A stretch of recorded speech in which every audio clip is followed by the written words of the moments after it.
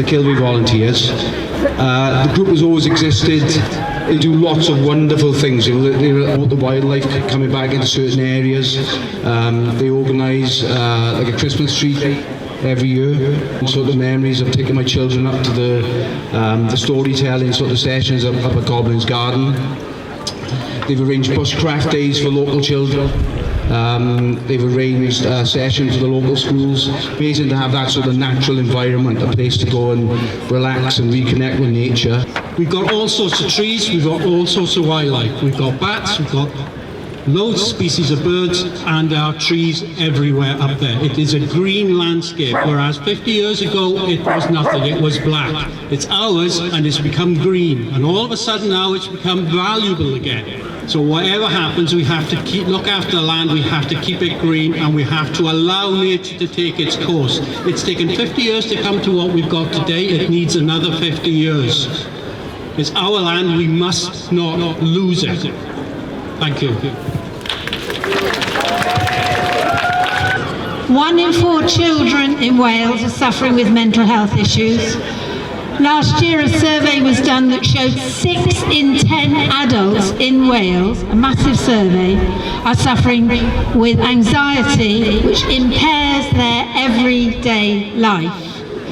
Now, we all need green spaces for our mental health.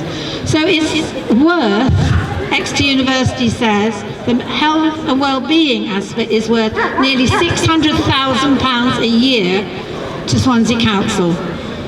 The Skyline project people themselves allegedly conducted their own survey, allegedly with 180 respondents, and apparently they all thought it was a jolly good thing. So we're questioning that and we decided to conduct our own survey.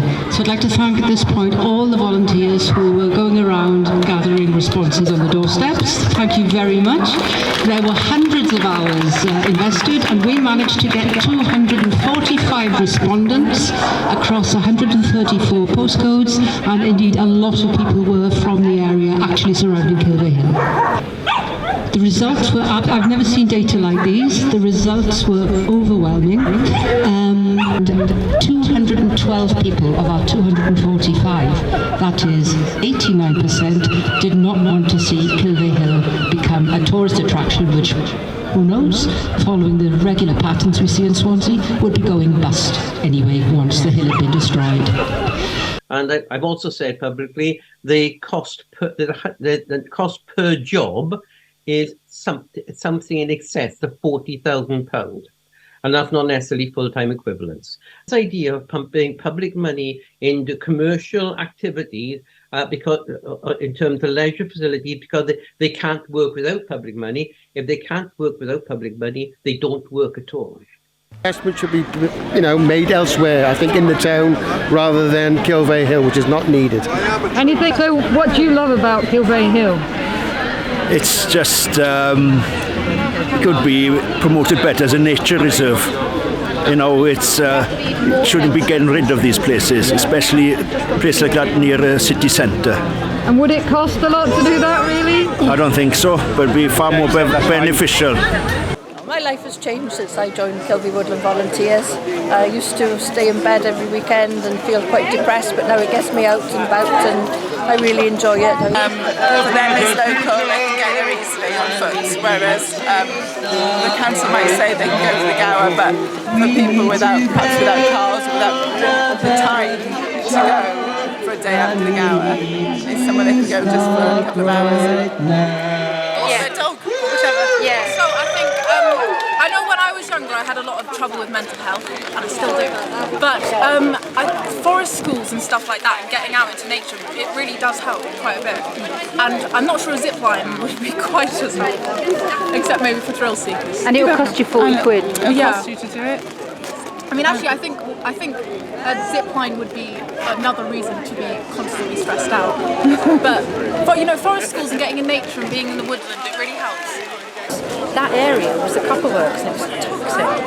And loads of people worked so hard, the volunteers and everything, to get into the state that it is now. It's a beautiful area. It's used by adults, children, outdoor education groups. People make things there. They've got a wonderful roundhouse there now. Who wants to destroy that with a load of concrete? all the luge runs that Skyline propose are going to be coming down here. Each luge run is about 4 metres wide, a bit like a road really, and it would require everything to be bulldozed out of its way, about 6 metres wide. And there's 5 of them, and they're about 1.5 kilometres each. So we're talking about bulldozing the size of a football field really, and covering a lot of that in concrete. Also the top, the viewing platform and the cable car station is probably another football field of bulldozing and concrete. So a lot of infrastructure. Our worry is obviously the environmental damage that's going to happen here. It's basically, in a nutshell, deforestation, a bit like the Amazon. You rip everything out and, well, in this case, they're even covering it in concrete.